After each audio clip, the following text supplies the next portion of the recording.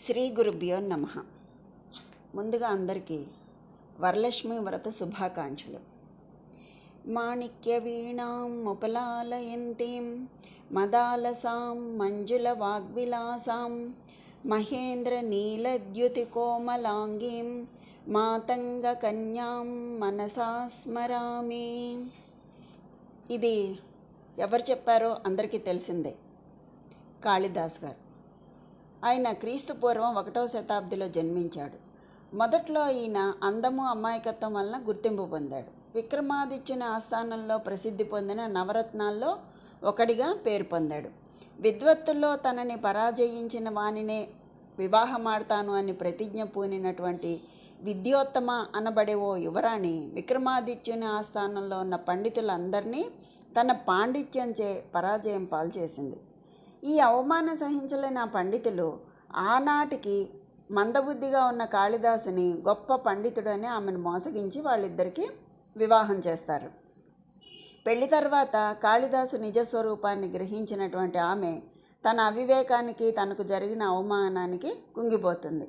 ఇది గ్రహించినటువంటి కాళిదాసు జ్ఞాన సముపార్జనకు, విద్వత్తు గల భార్యకు తగు సమానుణ్ణి అని అనిపించుకోవాలనే తలంపుతో తన ఇష్టదైవమైనటువంటి కాళికాదేవిని ప్రసన్నం చేసుకోవడానికి ఇల్లు విడిచి వెళ్ళిపోతాడు.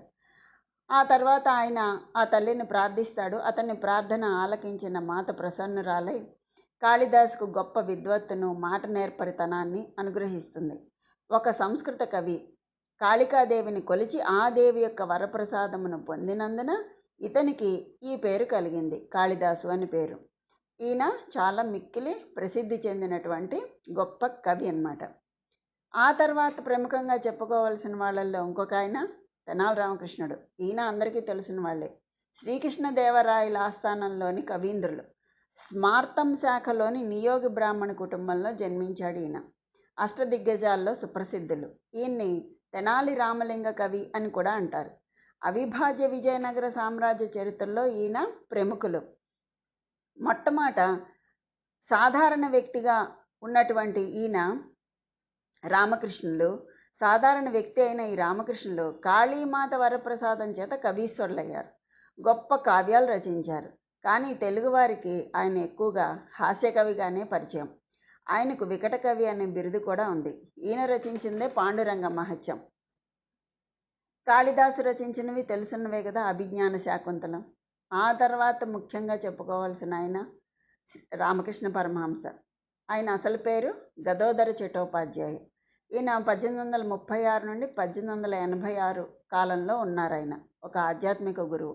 విభిన్న మతాలు భగవంతుణ్ణి చేరడానికి విభిన్న మార్గాలు అని అనుభవపూర్వకంగా మొట్టమొదటిసారిగా ప్రపంచానికి చాటి చెప్పిన వ్యక్తి ఆయన. ప్రతి ఒక్కరి జన్మకు ఒక కారణం ఖచ్చితంగా ఉంటుంది. ఇక్కడ పనికిరాని వాళ్ళు అంటూ ఎవరూ లేరు. ఒకరు స్వతంత్రం సాధించడానికి పుడితే, ఇంకొకరు సైంటిస్టుగా నూతన ఆవిష్కరణల కోసం పుట్టారు. ఒకరు డాక్టర్గా ప్రాణాలు రక్షించడానికి పుడితే, మరొకళ్ళు జవాన్గా దేశ రక్షణ కోసం పుట్టారు.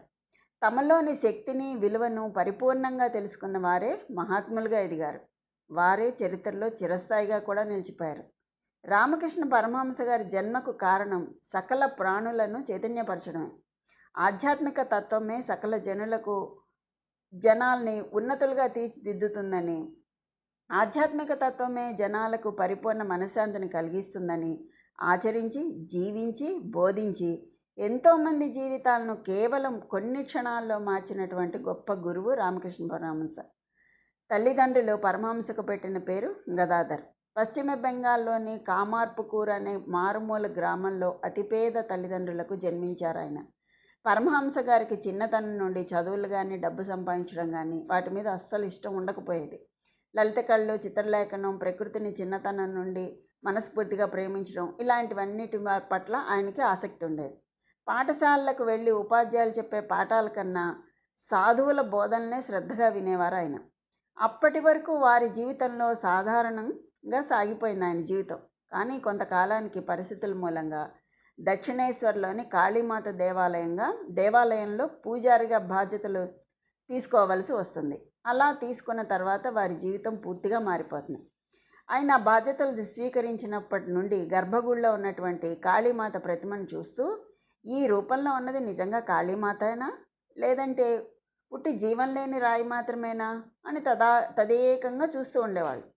ఇందులో నిజంగా దేవత ఉంటే ఖచ్చితంగా నాకు కనిపించాలి, మాట్లాడాలి, నా ప్రశ్నకు సమాధానం ఇవ్వాలి అని కాళీమాత ప్రత్యక్షం కావాలని ప్రార్థనలు ప్రారంభించాడు ఆయన.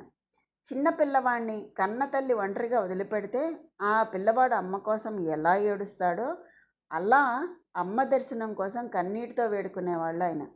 రాత్రి పగలు అన్న తేడా లేకుండా, ఆలయం అడవి అన్న ప్రాంతం తేడా లేకుండా కాళీమాత దర్శనం అయ్యేంత వరకు ప్రార్థన ఆపలేదు ఆయన.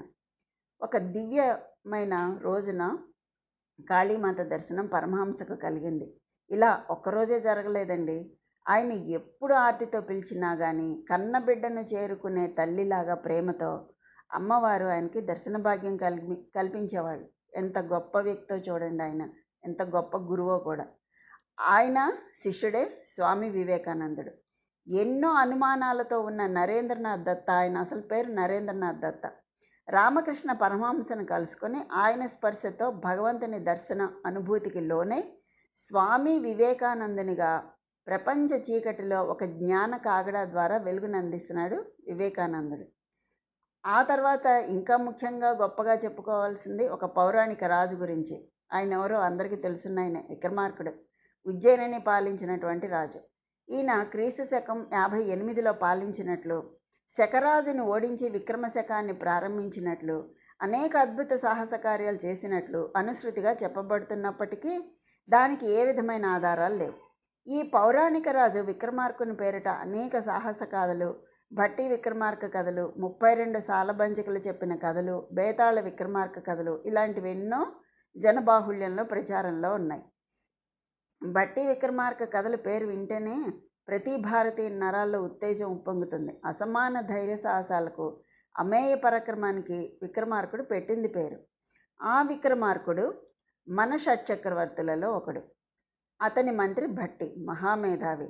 తన మేధో సంపత్తితో ఇటు చక్రవర్తి విక్రమార్కుడిని, అటు రాజ్య ప్రజల్ని అనుక్షణం కాపాడుతూ ఉంటాడు. భట్టి విక్రమార్కులిద్దరూ కూడా జగజ్జనని కాళీమాత అనుగ్రహాన్ని పొందిన వాళ్ళే. వేదాలు, ఉపనిషత్తులు వాటిల్లో జగన్మాత శక్తిని అద్భుతంగా వర్ణించారు. దేవి ఉపనిషత్తు శక్తి ఉపనిషత్తులలో ముఖ్యమైనది. ఇందులో శక్తి ఉపాసన విధులు, శ్రీ విద్యోపాసన, శ్రీచక్ర నిర్మాణం, అందులోని రహస్యాలు, ఇంకా ఎన్నో విధి విధానాలు వివరించారు. అద్భుతమైన శక్తి రూపాలలో ముఖ్యమైనది కాళి, దుర్గా, పార్వతి, లలిత, సరస్వతి. ఇవి నిత్య పూజలు అందుకునే శక్తి రూపాలు. వాటిలో వైష్ణవ శక్తి అయిన మహామాయే మహాకాళి. సర్వభూతాలకు లయకారకుడైన మహాకాలుణ్ణి లయమనర్చే శక్తి కాళి. కాలాన్ని లయింపచేసేది కాళి. సృష్టికి పూర్వమున్న అంధకార రూపమే కాళీ స్వరూపం. దుర్గాదేవి మరో అవతారమే కాళీమాతగా చెప్తారు. ఆ తల్లి, ఆ జగజ్జనని అయిన మహాకాళి ఎక్కడ వెలిశారు అంటే మధ్యప్రదేశ్లోని ఉజ్జయినిలో. అదే ఒకప్పుడు అవంతి నగరంగా పిలువబడేది. ఇది క్షిప్రా నదీ తీరాన ఉంది.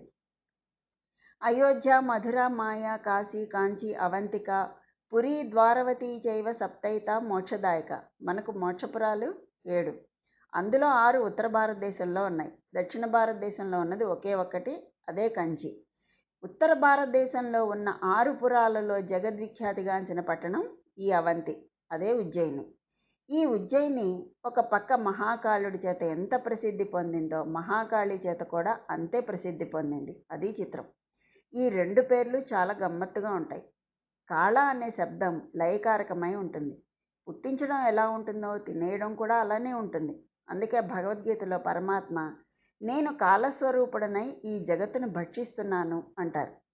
కాలంలో వచ్చిన వస్తువు కాలంలో వెళ్ళిపోతూ ఉంటుంది, అంతే కదండి. ఏది తినగలమో అదే మనను తినకుండా కూడా వదిలిపెట్టాలి. అంటే ఎలాగా? దోసపండు ముచిక నుండి ఎంత తేలికగా విడిపోతుందో నేను కూడా అంత తేలికగా విడివడదను గాక అని దేవుణ్ణి మనం ప్రార్థించాలి. మనం చెట్టు నుంచి ఒక పిందెను తెంపితే దాని నుంచి రసి బయటకు వస్తుంది. మనిషి కూడా బతకవలసిన ఆయుర్దాయాన్ని పొందకుండా వెళ్ళిపోతే ఖచ్చితంగా అతని వెనుక ఉన్న వాళ్ళ కళ్ళ వెంట నీళ్లు వచ్చి అతను లేని కారణం చేత ఆ కుటుంబం వృద్ధి దెబ్బతినే పరిస్థితి వస్తుంది. అందుకే శాస్త్రం మృత్యువు వద్దని చెప్పదు. అదే పండు నేల రాలినప్పుడు చెట్టు నుంచి రసి కానీ పాలు కానీ కారవు, పండు తనంత తాను చెట్టు నుండి విడిచిపెట్టేస్తుంది. అలాగా తనను మరొకరు తినాలని నేల మీద పడిపోతుందన్నమాట. అదేవిధంగా మనం కూడా ఈ ప్రపంచంలో నుంచి విడిపడాలి అని కోరుకోవాలి. అకాల మృత్యువు అపమృత్యువు రాకూడదని పరమాత్మను కోరుకోవాలి. అందుకే ఏ ఆలయానికి వెళ్ళినా పూజారులు అకాల మృత్యుహరణం అని మనకు చెబుతూ తీర్థమిస్తారు కదా. ఇటువంటి సిద్ధి పొందాలి అంటే మహాకాళం వెళ్ళాలి. చెట్టు నుంచి పండు పడిపోయినట్టు ఏ బెంగా లేకుండా శరీరం నుంచి విడిపడే స్థితి కలగాలని ఆ కాళేశ్వరం వెళ్ళి ఆ పరమాత్మని దర్శించుకోవాలి.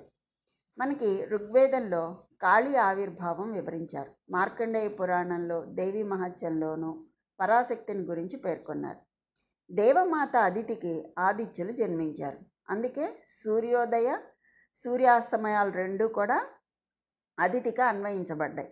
కానీ అదితి ఉదయత్వాన్ని తాను ఉంచుకొని అస్తమయాన్ని దితికి అన్వయించింది. ఈ ఇద్దరూ కూడా చీకటి వెలుగులు, సృష్టి లయలు, జనన మరణాలు, జ్ఞాన అజ్ఞానాలకు అధిదేవతలు.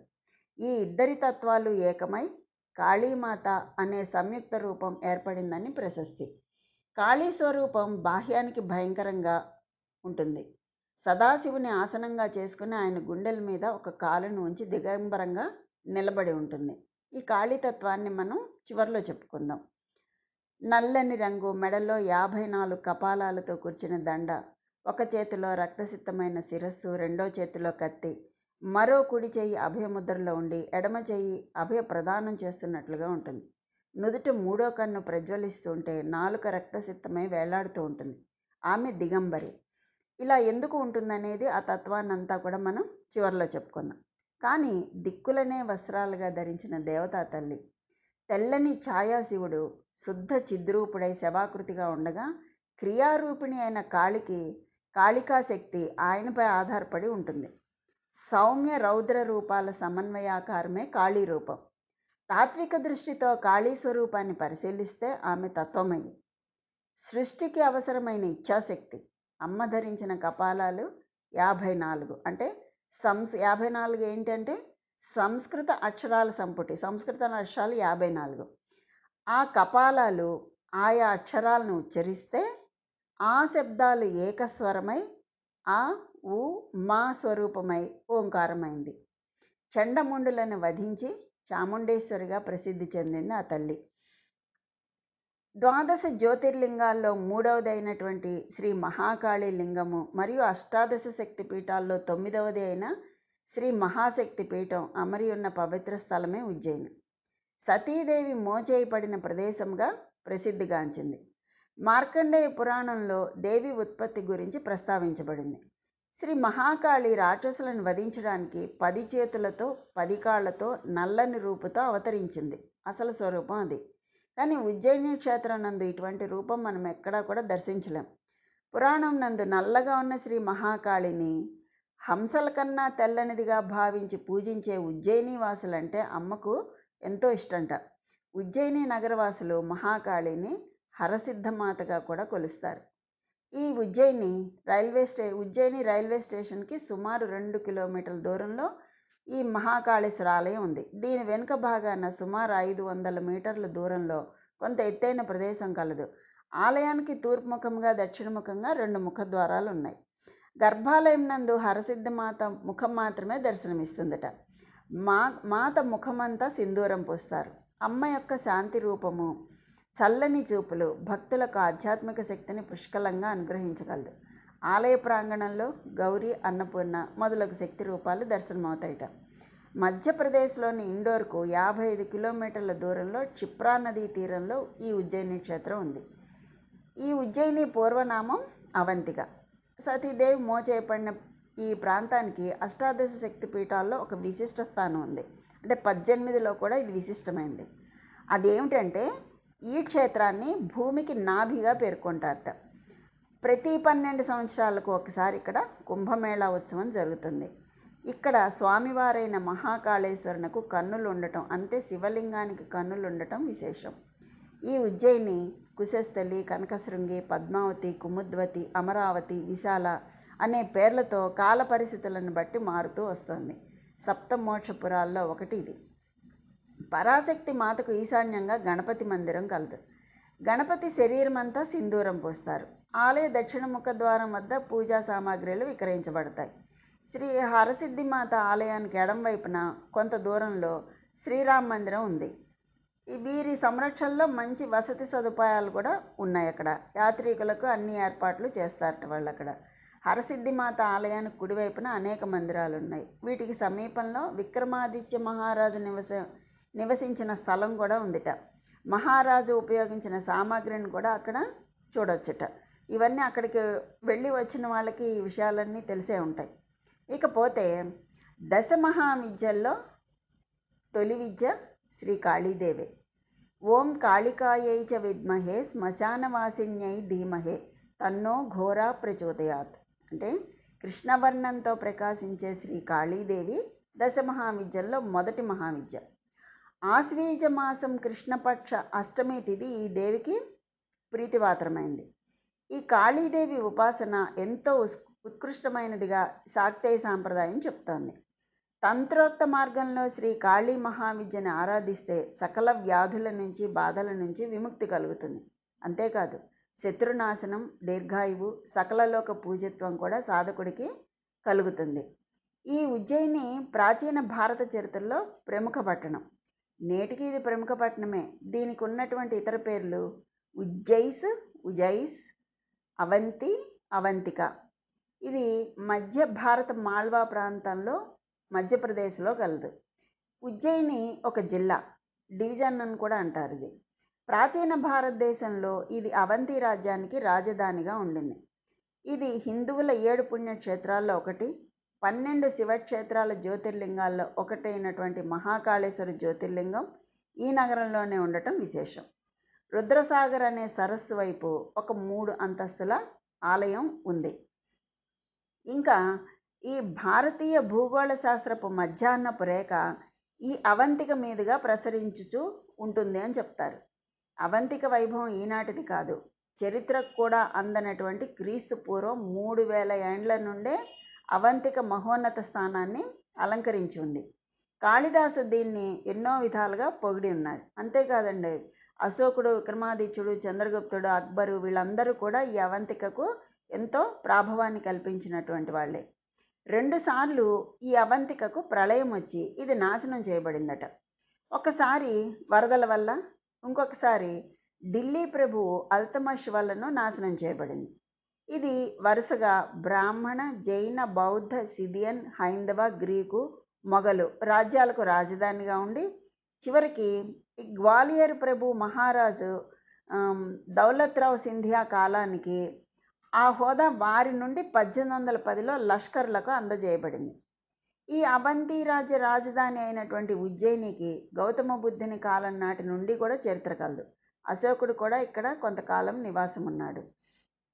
అవంతిక చాలా కాలం సుప్రసిద్ధ విద్యాపీఠంగా వెలిసింది. ఇక్కడే బలరామకృష్ణులు శాందీపుని వద్ద విద్యలు నేర్చారు. ఇప్పటికీ శాందీపుని ఆశ్రమ స్థలం యాత్రాస్థలంగా కూడా పేర్కొంటున్నారు. ఆ స్థలాన్ని కూడా చూడవచ్చట అక్కడ. కాకపోతే మరి అంత అనుకూలంగా ఉందో లేదో తెలీదు. ఈయన ఈ శాందీప మహర్షి 64 కళలలో సుప్రసిద్ధులట ఆయన. అంటే వాళ్ళిద్దరి గురువు అయినటువంటి శాందీపుడు, బలరామకృష్ణుల గురుదేవులైనటువంటి శాందీప మహాముని ఆశ్రమం ఉన్నటువంటి చోటు ఆ ఉజ్జయిని. అంటే ఎంత గొప్పదో చూడండి. అంటే ద్వాపరకాలం నుంచే ఉందన్నమాట అవంతిక పట్టణం. ఆ స్థలంలో ఒక దేవాలయము, రమణీయ సరోవరం ఉందిట ఆ ఆశ్రమ స్థానంలో. దీనినే అంకపత్ అని కూడా పిలుస్తారట. వైష్ణవ క్షేత్రంగా కంటే శైవ క్షేత్రంగానే అవంతికకు ప్రఖ్యాతమైన మహాకాళ దేవాలయం అవంతికకు ఎంతో సౌభాగ్యాన్ని కలిగిస్తోంది. 1835 సంవత్సరంలో ఈ దేవాలయం ధ్వంసం చేసి ఢిల్లీ ప్రభు అయినటువంటి అల్తమష్ ఇందులో మహాకాళ విగ్రహాన్ని తన రాజధానికి ఎత్తుకుపోయాట. ఆ తర్వాత 500 ఏళ్లకు, అంటే ఇది జరిగిన 500 ఏళ్లకు మహారాష్ట్ర ప్రభుత్వంలో దీవాన్గా పనిచేస్తున్నటువంటి రామచంద్రుడు అనే పుణ్యశాలి అంతకు ముందున్న స్థలంలోనే ఇప్పుడున్న దేవాలయం కట్టించాట. ఇక్కడ బ్రాహ్మణ పురోహితుల్ని పాండాలు అని పిలుస్తారు. శ్రీకృష్ణ పరమాత్మ అవంతికలో చదువుకుంటున్న రోజుల్లో ఇది ఒక జ్యోతిష్య కేంద్రంగా కూడా ప్రసిద్ధి పొందిందిట. ఆనాటికే హోరా విజ్ఞాన కేంద్రంలో ఒకటిగా పేరుగాంచింది. ఈ సూర్యహోరా చంద్రహోరా అని చెప్తారు కదా, ఆ హోరా విజ్ఞాన కేంద్రం. ఈ అవంతికను రాజధానిగా పాలించినటువంటి విక్రమాదిత్యుడి పేరునే విక్రమశకమని ఒక ప్రసిద్ధ శకం కూడా ఏర్పడింది. అంతేకాకుండా వైష్ణవ సాధకులు ఇక్కడ ఉన్న క్షిప్రా నది కుడిగట్టున, శైవ సాధువులు నదికి ఎడమగట్టున విడుదల ఏర్పాటు చేసుకుని ఉంటూ ఉండేవాళ్ళు. మామూలుగా ఈ 2 తెగల బైరాగులు అవంతికలో 6 వారాల పాటు మకాం వేస్తూ ఉంటారు. మొదటి 3 వారాలు వాళ్ళు గ్వాలియర్ మహారాజు ఆతిథ్యులుగా ఉంటారు. ఆ తర్వాత 3 వారాలు ఉజ్జయినిలో ఉన్నటువంటి ధనికులకు అతిథులుగా ఉండేవాళ్ళు. వాళ్ళు గుంపులుగా ఉండి మహంతులనే పేరిట దళపతుల ఆజ్ఞకు లోబడి నడుచుకుంటూ ఉండేవాళ్ళు. ఆ దళపతులే బయటికి పోయి వీరికి కావలసినటువంటి సామాగ్రిని అంతా కూడా సమకూరుస్తూ ఉంటారు. వీరిని ప్రశ్నించడం కానీ అసహించడం కానీ ప్రజలు చేసేవాళ్ళు కాదు. వీరిని దైవచింత పరాయణులుగా ప్రజలు భావించేవాళ్ళట ఆ రోజుల్లో. పూర్వకాలంలో ఉజ్జయినికి అవంతిక అనే పేరుంది కదా. అవంతి అనే పదానికి 2 అర్థాలు ఉన్నాయట. వీటిలో మొదటిది స్త్రీ అని, రెండవది అక్క అని. ఇక్కడ ఉన్న అవంతి సాక్షాత్తు జగదాంబ అయిన అమ్మవారి స్వరూపమే. ఇక్కడ ఇంకో విశేషం మంగళనాథ ఆలయం. ఉజ్జయిని మంగళనాథ ఆలయంలో అంటే ఈ పట్టణంలో ఉన్న శివుడికి అంకితం చేయబడ్డ ఒక పవిత్ర దేవాలయం, అంటే కుజగ్రహం అన్నమాట మంగళనాథ దేవాలయం. అంటే ఆ ఆలయాన్ని దర్శించుకుంటే కుజగ్రహ దోషాలు ఏమైనా ఉంటే పోతాయిట. ఈ దేవాలయాన్ని దర్శించినటువంటి పర్యాటకులు చిత్రమైన అనుభూతిని పొందుతారు. ఈ ఆలయం ఎక్కడైతే ఉందో అక్కడ మొట్టమొదటి రేఖాంశం భూమిపై వెళ్ళిందని చెప్తారు. ఈ దేవాలయం నుండి స్పష్టంగా గ్రహాలను చూడటానికి పర్యాటకులు వస్తూ ఉంటారట. అక్కడ అలా చూడడానికి తగిన ఏర్పాట్లు కూడా చేశారట. అంటే అక్కడి నుంచి ఆ గ్రహాలని చూడడానికి. ఉజ్జయినిలో వేదశాలని క్రీశకం 1719వ సంవత్సరంలో జైపూర్ మహారాజైన సవాయ్ రాజ్ జైసింగ్ నిర్మించాడు. పురాతన భారతదేశంలో ఖగోళ అధ్యయన కేంద్రాల్లో ఇదొకటి. ఈ వేధశాల 4 స్మారక కట్టడాలను కలిగి ఉంటుంది. ఈ ప్రయోగశాల ఒక ప్లానిటోరియం మరియు ఒక టెలిస్కోప్ హౌస్, దిజ్ఞాస యంత్ర మరియు నక్షత్రాల స్థానం కలిగి ఉంటుంది. సూర్యుని ఫలకం ఈ వేధశాలలో చాలా ప్రసిద్ధి. సిద్ధవట్టు, ఉజ్జయిని సిద్ధవట్టు క్షిప్రా నది ఒడ్డున ఉజ్జయినిలో ఉన్నాయి. ఈ ప్రదేశాన్ని సందర్శించేవాళ్ళు ఇక్కడ క్షిప్రా నదిని తాబేల్లాగా సిద్ధవట్టు వద్ద చూడొచ్చట. సిద్ధవట్టు ఘాట్ పోస్ట్ అంత్యక్రియ కర్మలకు చాలా ప్రసిద్ధి చెందింది. అక్కడ సిద్ధవట్టు ఘాటు పోస్ట్ అంత్యక్రియలకు. ఈ స్థలాన్ని పురాణాల్లో ప్రేతశిలల తీర్థ అని చెప్పారు. ఇక్కడ స్థానికులు ఈ స్థలంలోనే పార్వతి ప్రాయశ్చిత్తం వనరించుకుంది అని చెప్పి కూడా నమ్ముతారు. ఇంకా సప్తమోక్షదాయక పట్టణాల్లో ఒకటైనటువంటి ఉజ్జయిని నగరంలో సతీదేవి పై పెదవి పడిందని దేవి భాగవతం చెప్తుంది. అంటే ఒక్కొక్క పురాణం ఒకలా చెప్తుంది. ఏది ఏమైనా అది శక్తిపీఠమే. ఆ శక్తి మహంకాళిగా రూపుదాల్చి ఆ నగరాన్ని రక్షిస్తోంది అని ప్రతీతి. ఈ ఆలయంలో అమ్మవారు మహాలక్ష్మి మహాసరస్వతుల నడుమ కొలువై ఉంటుంది. స్థానికులు ఈ దేవిని గ్రహకాళిగా కొలుస్తారు. మోచేయి పడిన ప్రదేశమని ఒకళ్ళు అంటారు, పై పెదవి పడిన ప్రదేశమని ఒకళ్ళు అంటారు.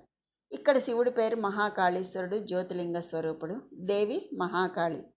ఇక్కడ పురాణ కథ ఏంటంటే తారకాసురుడికి 3 కొడుకులు. వాళ్ళు విద్యున్మాలి, తారకాక్షుడు, కమలాక్షుడు. వీళ్ళు బ్రహ్మ గురించి తపస్సు చేసి గాలిలో ఎగిరే 3 పట్టణాలను వరంగా పొందుతారు. స్వర్ణమయం, రజతమయం, అయోమయం. ఇనుము అన్నమాట. అయోమయం సంస్కృతంలో అయోమయం అంటే ఇనుము. అలాగే 3 పట్టణాలను పొందుతారు. ఆ పట్టణాలతో వారు రాజ్యాల మీద వాలి రాజ్యాలను ధ్వంసం చేస్తూ ఉంటారు. వీరి బాధలు పడలేక దేవతలు బ్రహ్మతో కలిసి శివభగవానుడి దగ్గరికి వెళ్ళి ఆ 3ని వధించమని కోరతారు. అప్పుడు శివుడు భూమిని రథంగా, మేరుపర్వతం ధనస్సుగా, విష్ణువుని బాణంగా చేసుకుని ఆ ఒకే ఒక్క బాణంతో 3 నగరాలను ఏకకాలంలో నాశనం చేస్తాడు. ఆ ప్రదేశమే ఉజ్జయినిగా ప్రసిద్ధి పొందింది అంటారు. ఇదే ప్రాంతంలో దూషణుడు అనే రాక్షసుడు ఊరి వారిని తింటూ ఉండేవాడు. ఈ ప్రాంతంలో చాలా కాలంగా తపస్సు చేసుకుంటున్న ఒక బ్రాహ్మణుడు ఆ రాక్షసుని దారుణాలు చూడలేక మహాకాళేశ్వరుని ప్రార్థిస్తాడు.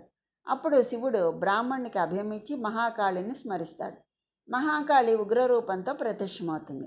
శివుడు ఆమెను చూసి దేవి దూషణుడు అనే రాక్షసుడు వరగర్వంతో ధర్మానికి హాని చేస్తున్నాడు. వీడు ఏ పురుషుడి చేతిలోనూ మరియు ఏ ఆయుధంతోనూ మరణించడు. ఒక్క రక్తపు చుక్క నేల మీద పడినా ఈ రాక్షసుడు మరణించడు. కనుక వీడిని సంహరించమని చెప్తాడు. అప్పుడు మహాకాళి దూషణుణ్ణి తన గోళ్లతో చీల్చి వాడి రక్తాన్ని కింద పడకుండా తాగేసి దూషణుణ్ణి సంహరిస్తుంది. ఆ తర్వాత ఆ బ్రాహ్మణ భక్తుని కోరిక మేర శివుడు అక్కడే మహాకాళేశ్వరుడిగా, పక్కనే మహాకాళిగా ఆ తల్లి వెలుస్తుంది. ఇద్దరు ఆ విధంగా ఆ ఊర్లో వెలుస్తారనమాట. ఉజ్జయిన్యాం మహాకాళి మహాకాళేశ్వరేశ్వరి క్షిప్రాతీరస్థిత మాతా వాంఛితార్థ ప్రదాయిని అని ఆ తల్లిని ధ్యానించుకుంటూ ఉంటారు. ఈ స్కాంద పురాణంలో మహాకాళిని రక్తదంతిగా, చాముండగా కూడా వర్ణించారు. ఎలా అంటే పూర్వం ఉజ్జయిని నగరాన్ని అంధకాసురుడు అనే రాక్షసుడు పరిపాలిస్తూ ఉండేవాడు. అతనికి ఒక ప్రత్యేకమైన వరం ఒకటి ఉంది. అదేంటంటే యుద్ధ రంగంలో నేలకు తాకిన అతని ప్రతి రక్తపు చుక్క నుండి అంతటి శక్తివంతుడైన ఇంకో రాక్షసుడు పుడతాడు. మహాకాళేశ్వరుడు దేవతల ప్రార్థనల మేరకు అతనితో యుద్ధం చేస్తాడు. మహావినాయకుడు, స్థిరమష్ గణేష్ అని కూడా అంటారు, అతన్ని అదుపు చేస్తాడు. అప్పుడు శివుడు అంధకాసురుని హృదయమును త్రిశూలంతో ఛేదిస్తాడు. అప్పుడు చాలామంది అంధకాసురులు పుడతాడు. అప్పుడు మహాకాళి మరల ఆవిర్భవించి ఆ అంధకాసురుని రక్తాన్నంతా తాగేస్తుంది. ఆ తర్వాత శివుడు అంధకాసురుణ్ణి త్రిశూలం పైకెత్తి తన మూడో కన్నుతో దహిస్తాడు. చివరికి అంధకాసురుడు తన ఓటమిని ఒప్పుకొని శివుణ్ణి ప్రార్థిస్తాడు. దానికి సంతోషించిన శివుడు అతన్ని క్షమించి భృంగిగా మార్చి గణాధ్యక్ష పదవిని ఇస్తారు. ఇది ఒక కథ. ఈ విధంగా 16 జనపదాల్లో ఒకటైనటువంటి అవంతి రాజ్యాన్ని మహాశ్మశానం అని కూడా అంటారు. ఎందుకనంటే చంద్రసేనుడు అనే భక్తుడిని రక్షించడానికి శివుడు ఇక్కడ వెలిశాడని కూడా అంటూ ఉంటారు. ఇక్కడ ఉజ్జయిని మహాకాళి శివలింగం. భూగర్భంలో కొలువు తీరిన పరమేశ్వరుడు, భస్మహారతితో సంతుష్టుడయ్యే భవుడు, జన్మజన్మల పాపాలను హరించే లోకనాయకుడు, ఉజ్జయిని నగరాధీశుడు మహాకాళేశ్వరుడు. ఉజ్జయిని నగరానికి చరిత్రలో అవంతి అని పేరుంటే చరిత్రకు పూర్వమే ఉన్న నగరంగా కూడా ఇది ప్రసిద్ధి చెందింది. ఉజ్జాస్ అంటే ఉద్యానం అనంట. నేటికి ఈ నగరం సుందర ప్రకృతి రమణీయకతకు మారుపేరుగా నిలుస్తోంది. 12 క్షేత్రాల్లో శంకరుడు దక్షిణాభిముఖుడిగా కొలువై ఉన్న తీర్థం ఇదే. మరే జ్యోతిర్లింగానికి ఈ ప్రత్యేకత లేదు. దక్షిణాభిముఖంగా స్వయంభూవై వెలిసిన మహాకాళేశ్వర ఆరాధనలో ఎన్నో ప్రత్యేకతలున్నాయి. ఇక్కడ లింగానికి ప్రతిరోజు క్షిప్రానది జలాలతో అభిషేకం, ఆ తర్వాత చితాభస్మంతో అలంకరణ జరగడం విశేషంగా చెప్పుకోదగినవి. ఈ ఆలయం 5 అంతస్తులుగా ఉంటుంది. ముఖద్వారం దక్షిణాభిముఖంగా ఉంటుంది. అందులో ఒక అంతస్తులో అంటే భూమి కింద అంటే నేల మాడిగగా ఉంటుందట. అందులో ఆ క్రింది అంతస్తులో స్వయంభూ అయిన మహాకాళేశ్వర లింగం ఉంటుంది. దాని పై అంతస్తులో ఓంకారేశ్వర మహాదేవలింగం ఉంటుంది. 3వ అంతస్తులో నాగచంద్రేశ్వర లింగం ఉంటాయి. ఈ 3 శివలింగాలే కాకుండా ఇంకా అనాది కల్పేశ్వరుడు,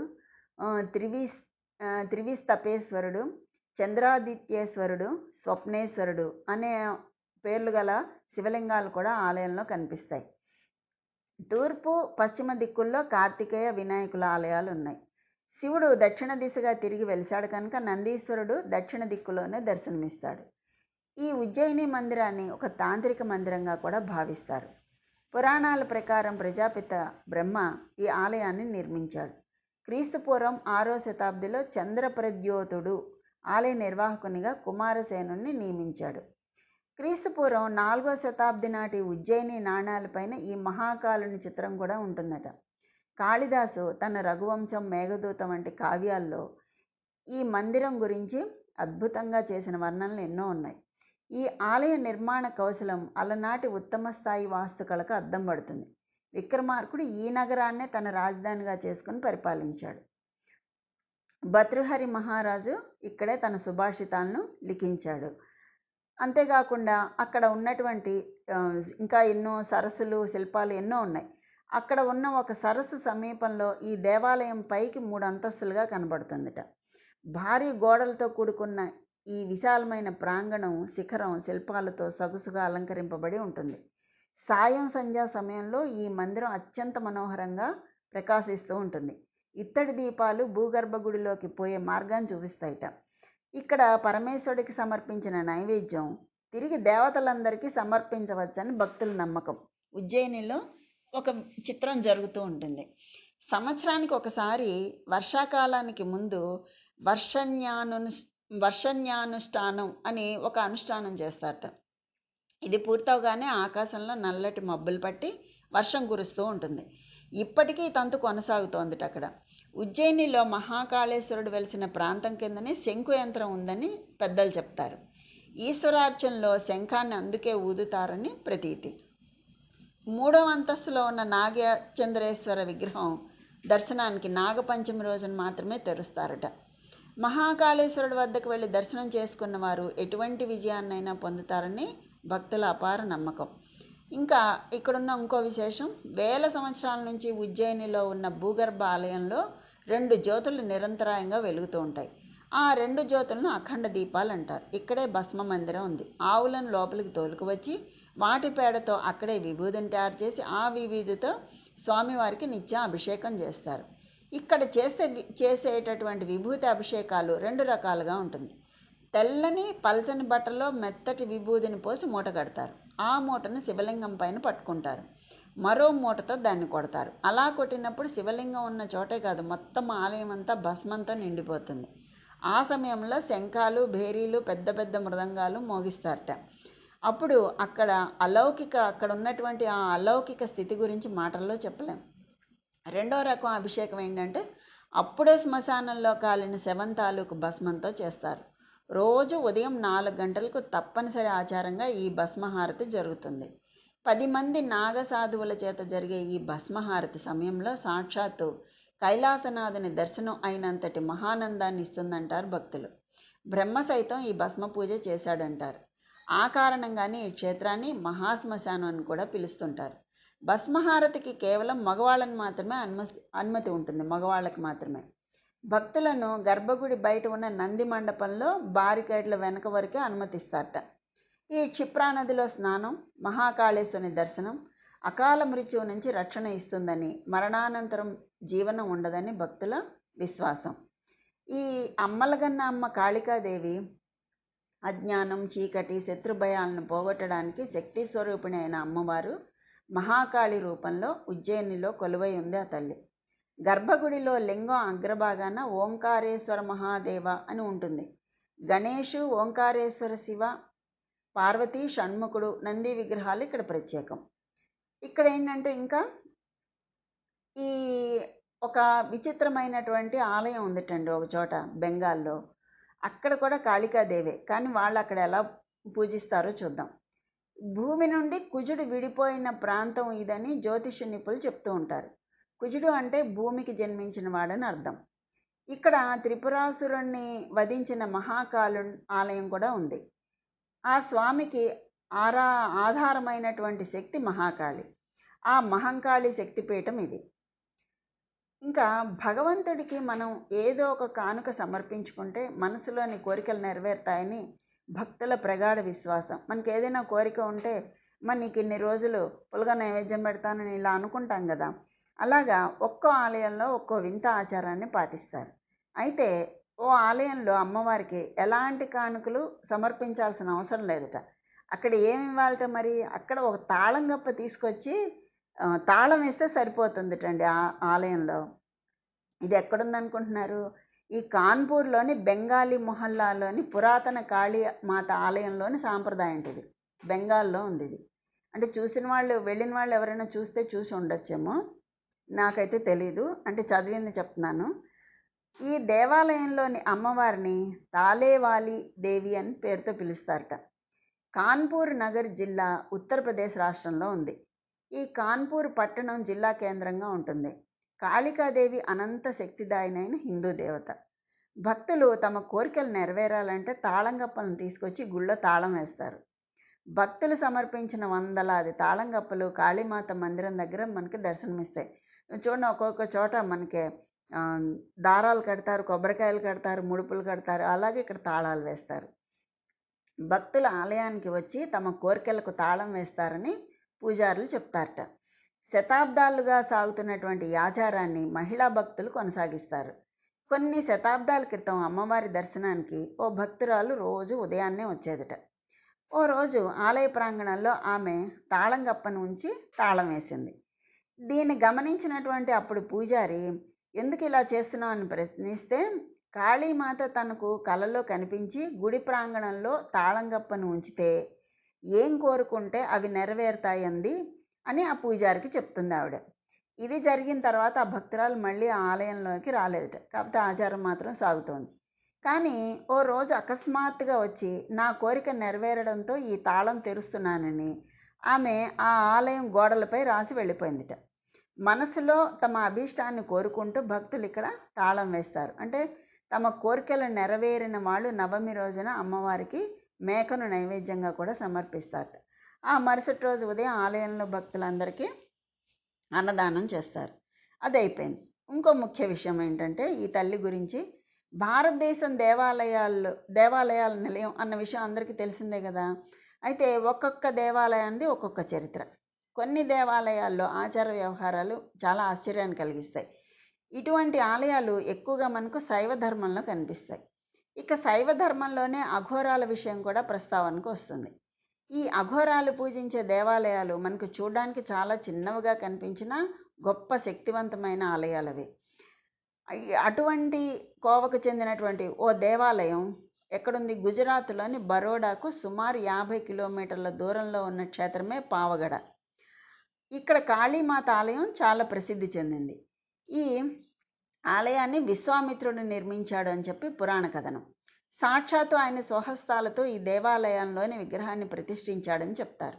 ఈ దేవాలయం ఇక్కడ ఉన్న ఒక చిన్న పర్వతంపై ఉంటుంది. ఈ పర్వతంపై విశ్వామిత్రుడికి ఒక ఆశ్రమం కూడా ఉంది. ఆ కొండ దిగువన ఒక నది కూడా ఉంది. దీన్నే విశ్వామిత్ర నది అని పిలుస్తారు. ఎత్తైన కొండపై వెలిసిన ఈ ఆలయానికి వెళ్ళడానికి 5 కిలోమీటర్ల దూరం మెట్ల దారిలో వెళ్లాల్సి ఉంటుందట. అమ్మవారి విగ్రహం రక్తవర్ణంలో విప్పారిన నేత్రాలతో చాలా భయంకరంగా ఉంటుంది. మూల విరాట్కు ఒకవైపున పాలరాతి విగ్రహం, మరోవైపున పాలరాయిపై చెక్కిన శక్తి యంత్రం కూడా కనిపిస్తాయి. నవరాత్రుల సమయంలో ఈ క్షేత్రం భక్తులతో కిటకిటలాడుతూ ఉంటుంది. ఆ సమయంలో భక్తులు మట్టి కుండలో నవధాన్యాలను మొలకెత్తించి 9 రోజుల పాటు పూజిస్తారు. ఇక్కడ 8వ రోజున ఇక్కడ ఆ 9 మంది పండితులు నవచండీ యాగాన్ని నిర్వహిస్తారు.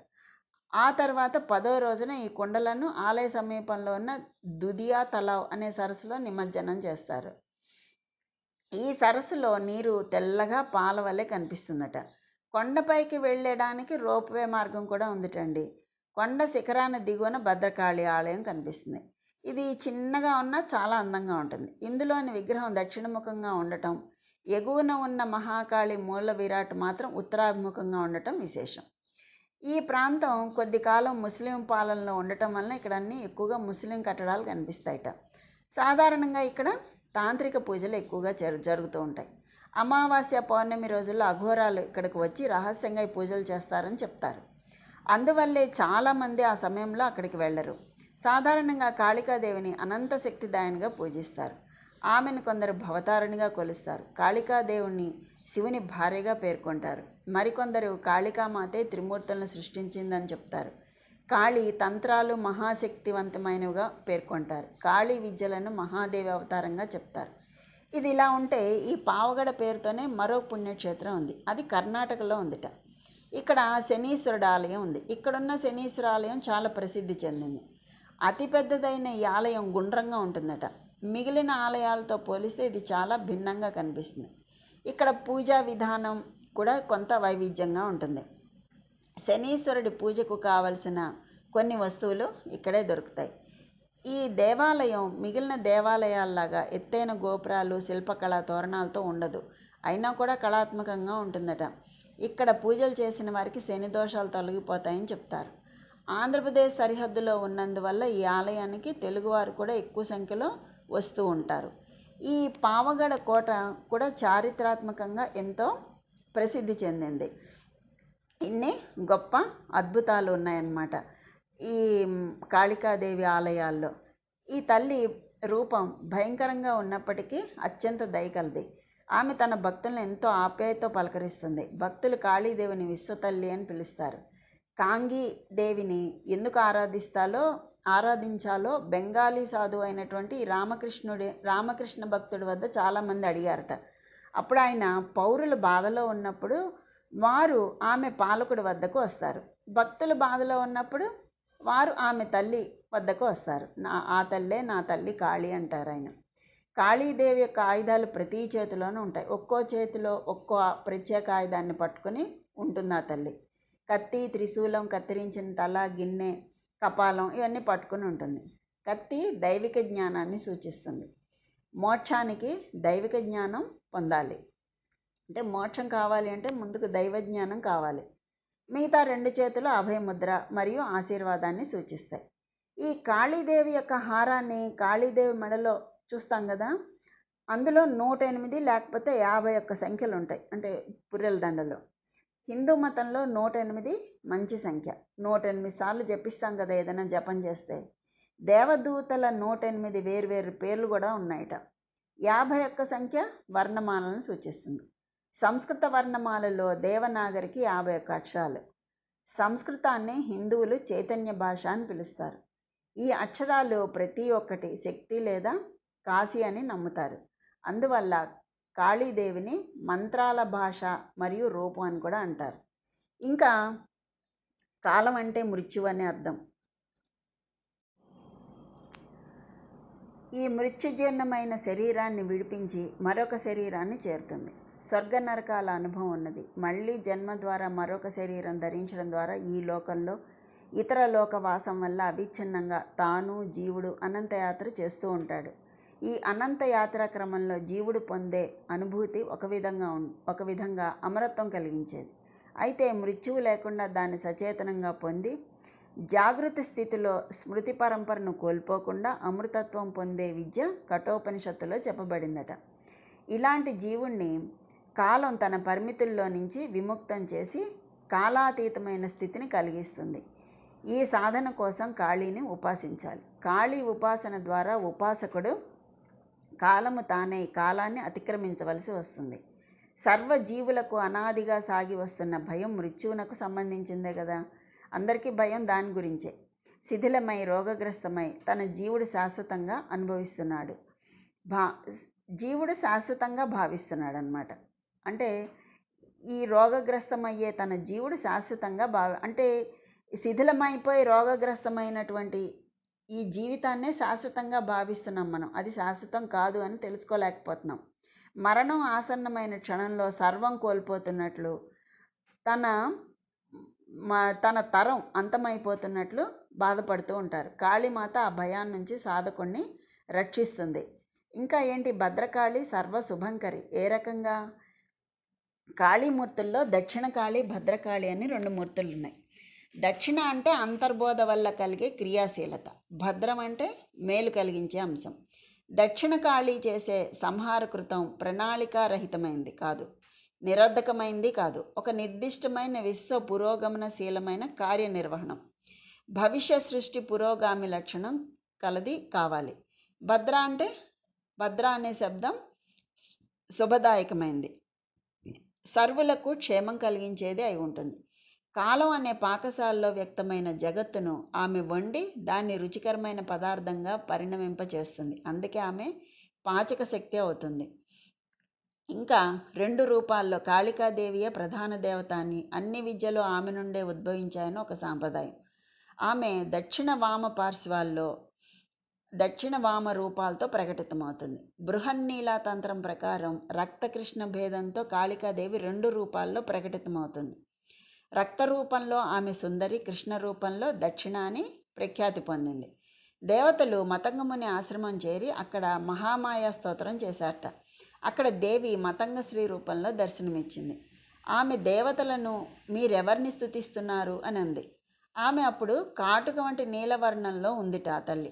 అందుకే కాళీ అయిందని కాళికా పురాణం చెప్తుందట. అష్టవిధ కాళికలు ఉన్నారట. మరి కొన్ని సాంప్రదాయాల్లో అష్టవిధ కాళికామూర్తుల వర్ణన కూడా ఉంది. దక్షిణ కాళిక, సిద్ధకాళిక, గుహ్యకాళిక, శ్రీకాళిక, భద్రకాళిక, చాముండా కాళిక, శ్మశాన కాళిక, మహాకాళిక. ఇంకా సిద్ధుల ధ్యాన పరంపరను అనుసరించి ఆ మూర్తి అనేక రూపాల్లో ఆయా క్షేత్రాల్లో కూడా సాక్షాత్కరిస్తుంది ఆ తల్లి. కాళీ మంత్రాల్లో అనేక రకాల భేదాలు ఉన్నాయి. 22 అక్షరాల మంత్రం అందులో ప్రసిద్ధి పొందింది. పంచదశాక్షర మంత్రం, పంచాక్షరం, షడాక్షరి, సప్తాక్షరం, ఏకాక్షర మంత్రం, ఇలా చాలా మంత్రాలు ఉన్నాయని మనకి మంత్రరత్నాకరం చెప్తుంది. ఈ మంత్రాల సాధనలో నిర్దేశించిన ప్రకారం జప హోమ తర్పణాలు కూడా చెప్పబడ్డాయి అందులో. దశ మహావిద్యల్లో మొదటిది కాళీ విద్య. సృష్టిలో సమస్తమైన శక్తికి కేంద్ర బిందువు కాళిక. కాలాన్ని నడిపించేది, సాధకులకు మృత్యుభయాన్ని పోగొట్టేది ఆమె. ఆమె ఉపాసన గొప్ప అనుభూతి. కఠినతరమైన ఉపాసన చేయగలిగితే ఎన్నో శుభ ఫలితాలు కలుగుతాయి. శిథిలాలను తొలగించి నూతన నిర్మాణాన్ని చేపట్టిన విధంగా మహాకాళిక తత్వం ప్రకటితమవుతుంది. కాళికా ఉపాసన ఇప్పటికీ ఉజ్జయిని ప్రాంతాల్లో అధికంగా ఉంది. వంగదేశం ఈ దేవతకు ప్రధాన ఆవాస స్థానం. ఇప్పటికీ ఉజ్జయిని ప్రాంతంలో కాళీ ఉపాసన అనేక రహస్య మార్గాల్లో చేసేవారు ఎందరో సాధకులు ఉన్నట్లు చెప్తారు. తమో గర్భంలో దాగి ఉన్న వెలుగుని, మృత్యుగర్భంలో దాగి ఉన్న చేతనను, ఆ విద్యలో బీజభూతంగా నిద్రాణ స్థితిలో ఉన్న జనాన్ని మేల్కొల్పే ప్రాణరూపమైన మహాప్రచండాగ్ని కాళికాదేవి. అసలు ఈ కాళికా తత్వం ఏంటి? ఆవిడ ఎందుకు అలా ఉంటుంది? నాలుక ఎందుకు బయట పెట్టుకుంటుంది? ఇవన్నీ మనం గమనించినట్లయితే మహాకాళ స్వరూపం ఇక్కడ ఉన్నదన్నమాట ఈ ఉజ్జయినిలో. ఇక్కడ తీర్థం కూడా ఉంది. ఏంటది? క్షిప్రా నది. అసలు క్షిప్ర అనే శబ్దమే శీఘ్రంగా అనుగ్రహించుట అని అర్థంట. ఉజ్జయిని ఒక విద్యాక్షేత్రం, ఇది ఒక సిద్ధక్షేత్రం. సిద్ధక్షేత్రం అనడానికి మనకు ఒక గొప్ప సంకేతం కూడా ఉంది. అదేంటంటే హరసిద్ధి అనే పేరుతో మనకి అమ్మవారు ఇక్కడ కనపడతారు కదా, ఆవిడే మహాకాళి. ఇది కాకుండా గడకాళి అనే మరో పేరుతో కూడా ఆ తల్లి ఇక్కడ కొలవబడుతూ ఉంది. ఈ రెండు కాళీ క్షేత్రాలు ఉన్నాయి ఇక్కడ. ఒకటి హరసిద్ధి, అంటే అసలు మహాకాళీదేవి అని చెప్పబడుతున్న పీఠం అదే అన్నమాట. అదే సిద్ధపీఠం, శక్తిపీఠం. అయితే ఈ తల్లి సామాన్యం కాదు. అసలు భక్తితో ఆశ్రయిస్తే ఎన్ని అద్భుతాలైనా చేసి మనకి అనుగ్రహించగలదు మనల్ని. మూర్ఖుడైనటువంటి కాళిదాసుని అనుగ్రహించి మహాకవిని చేసింది కదా ఆ తల్లి. కాళి అంటే కలయతీతి కాళి అని. పుంలింగంలో కాలహ, స్త్రీలింగంలో కాళి. అసలు పుంస్త్రీ భేదం లేకుండా చెప్పాలంటే కాలం. కాలంలో ఉన్న అఖండ శక్తి. కాలానికి మరొక పేరు నియతి అని. అంటే కాలం లక్షణం మింగటం. అందుకే అమ్మవారు చూడండి ఎప్పుడు నోరు తెరుచుకుని ఉంటుందన్నమాట. అది అన్నమాట మింగటం. నాలుక వేలాడేసి బయటకు ఉంటుంది. అంటే ఆ నోరు తెరుచుకోవడంలో ఉద్దేశం ఏమిటి అంటే ఎల్లవేళలా కాలం లక్షణం మింగటమే. అంటే ఎలాగా? ఇప్పుడు నిన్న అనేది ఏమైపోయింది? వెళ్ళిపోయింది కదా, ఇప్పుడు ఉంది, ఇది కూడా వెళ్ళిపోతుంది. అలాగే ఈ కాలంలో ఎందరెందరూ వెళ్ళిపోయారు. పైగా ఎంతోమంది మహానుభావులు, గొప్పవాళ్ళు ఎంతోమంది వెళ్ళిపోయారు కదా. పైగా ఆ తల్లి నల్లగా ఉంటుంది. నల్లగా ఉండటం అంటే ఏంటి? అంతుపట్టదనమాట. అంటే కాలస్వరూపం మనకు అంతుపట్టదు కదా. ఎప్పుడు ఉంటామో ఎప్పుడు వెళ్తామో తెలియదు మనకు కూడాను. బ్లాక్ హోల్ అని చెప్పి కూడా అంటూ ఉంటారు. ఇది తెలిసే ఉంటుంది చాలామందికి. అంటే ఒక నక్షత్రం డెడ్ స్టార్ అయితే అది బ్లాక్ హోల్ అవుతుంది. ఎందుకని? ఆ నక్షత్రం అప్పటి వరకు కాంతిగా ఉండి వెలుగుతూ ఉంటుంది. ఎప్పుడైతే ఆ కాంతి పోయిందో అక్కడ ఖాళీ అన్నమాట. అది బ్లాక్ హోల్. అంటే అంతుపట్టదు. ఇది అందరికీ తెలిసిందే. ఇంతవరకు ఉన్నటువంటి ఆ జ్యోతి అంతర్ధానం అయిపోతే ఖాళీ అయిందిట. అప్పుడు దాని శక్తి ఎంత అంటే దాని దగ్గరికి ఏది వెళ్ళినా కూడా లోపలికి లాగేసుకుంటుందట. అంత శక్తి ఉంది అందులో. అంటే అంత కర్షణ శక్తి ఉంది. కర్షణ శక్తి అంటే ఏంటి? కాలం కర్షణం అంటే లాక్కోవడం అన్నమాట. అంటే లాక్కునే శక్తి కాలానికి ఉంది అని చెప్పి. కాలస్వరూపానికి మరో పేరే కృష్ణుడు. అందుకే కాళీ అన్ని కృష్ణుడు అన్నా కూడా ఒకటే. కాలతత్వం ఎలాంటిది అంటే కాలం సూర్యోదయ చంద్రోదయాలను బట్టి నిర్ణయించుకుని సౌరమానం, చాంద్రమానం లేక బార్హస్పత్యమానం అని చెప్పి లెక్క వేస్తుంటాం కదా మనం. అంటే ఒక రోజును మనం నిర్ణయించాలి అంటే పగలు రాత్రిని బట్టి, అంటే సూర్యోదయం చంద్రోదయం. అంటే సూర్యోదయం అయినప్పటి నుండి మనం గంటలు నిమిషాలు లెక్క పెట్టుకుంటూ వెడుతూ ఉంటాం కదండి.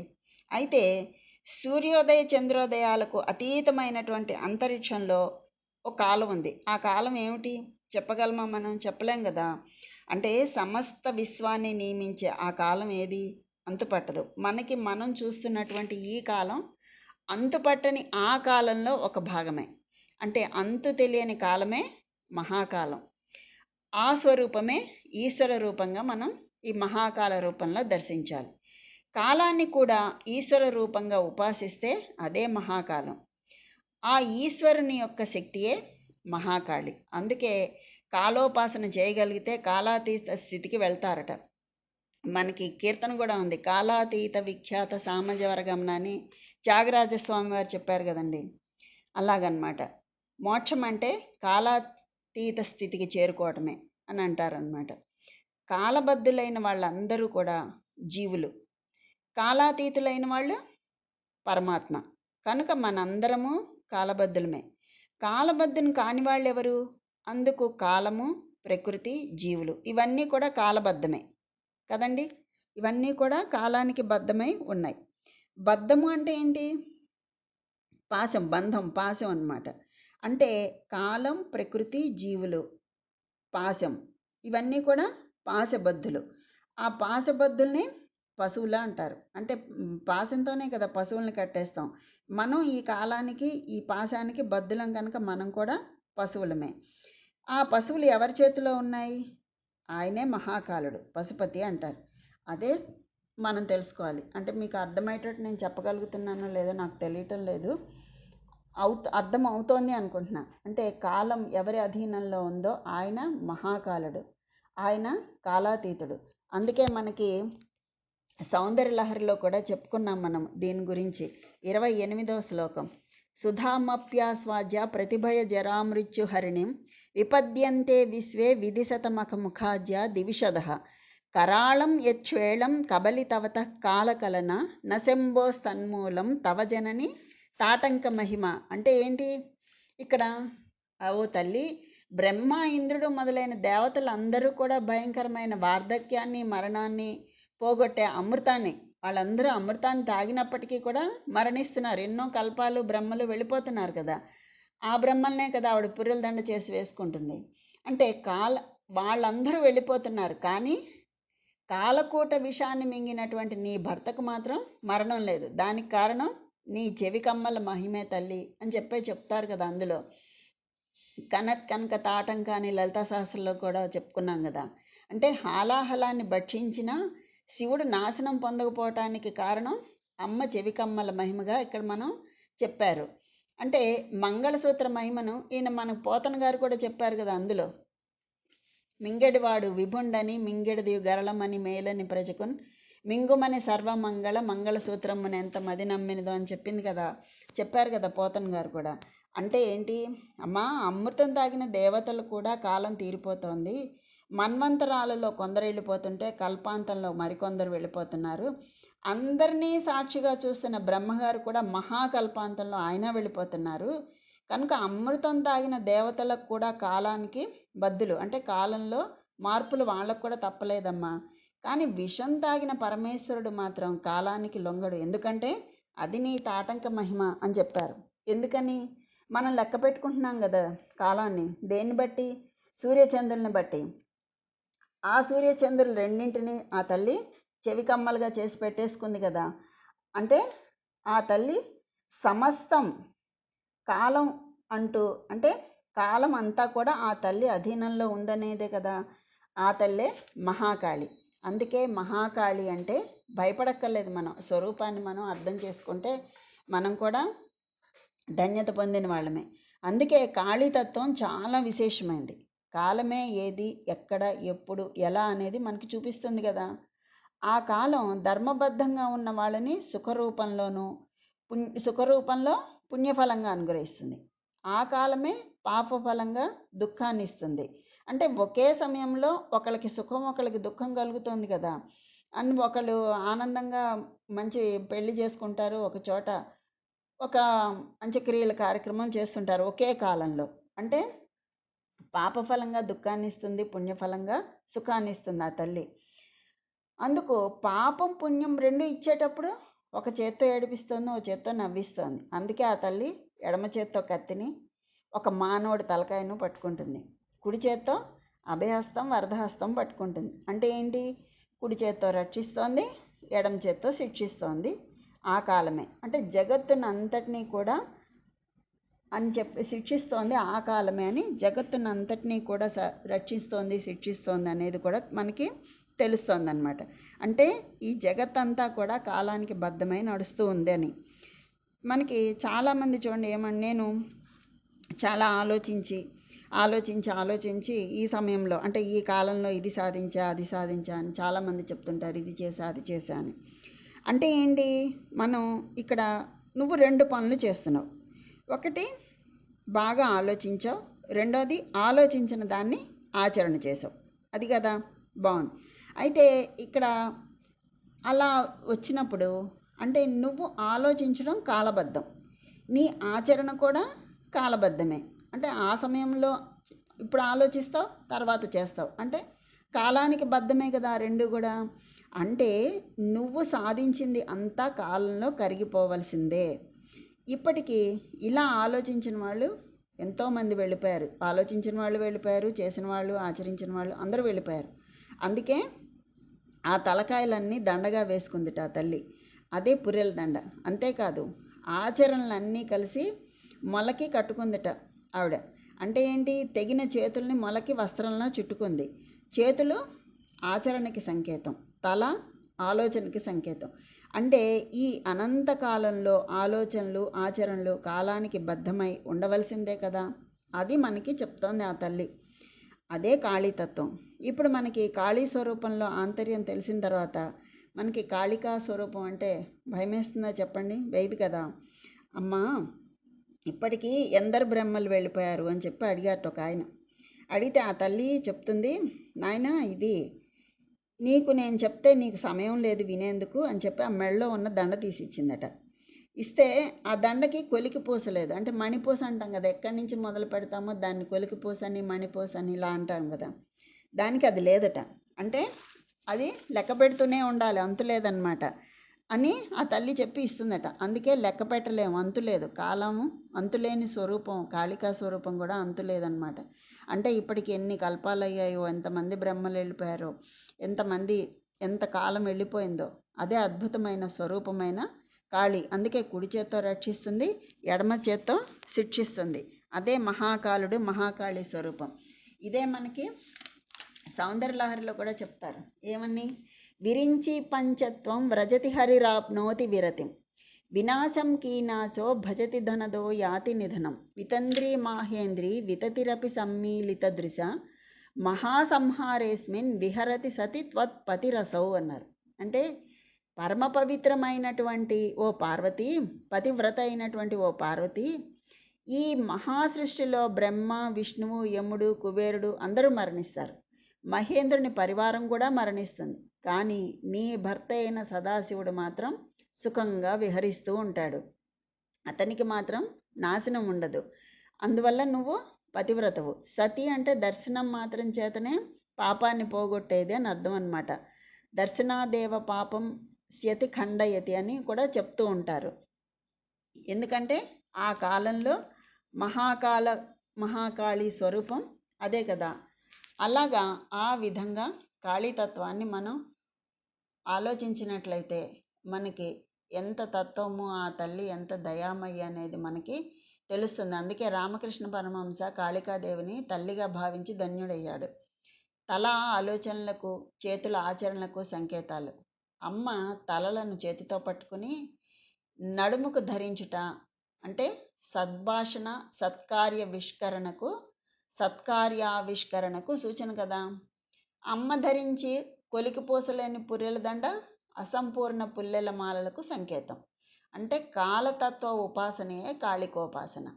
మహేశ్వర మహాకల్ప మహాప్రళయ సాక్షిని అయినటువంటి ఆ తల్లి మనకు మంగళమొనరించుగాక అని చెప్పి ప్రార్థిస్తూ, ఈ శ్రావణ వరలక్ష్మి వ్రత సందర్భంగా ఆ తల్లి ఆయురారోగ్య అష్టైశ్వర్యాలను అందరికీ అనుగ్రహించాలని మనస్ఫూర్తిగా కోరుకుంటూ స్వస్తి.